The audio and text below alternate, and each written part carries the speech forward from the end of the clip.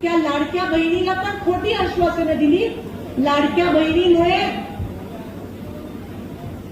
कर्ज किंवा पैशाचं नियोजन करू शकले नाही आणि म्हणून आज महाराष्ट्र दिवाळखोर झालाय। त्या लाडक्या बहिणीला पण खोटी आश्वासनं दिली। लाडक्या बहिणीमुळे कर्ज किंवा पैशाचं नियोजन करू शकले नाही आणि म्हणून आज महाराष्ट्र दिवाळखोर झालाय। म्हणून शेतकऱ्यांना कर्जमाफी करू शकत नाही।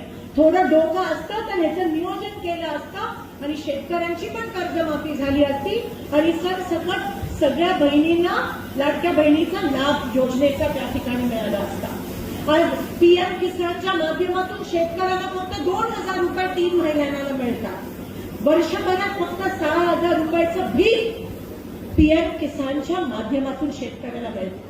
त्या 6000 रुपयामधून काय मिळणार आहे मला सांगा। एक खताचं पोतं जरी घ्यायला गेलं तर 18000 रुपये जीएसटी त्या मागे जाते। 6000 काय होणार आहे? फक्त भीक दिल्यासारखं शेतकऱ्यांना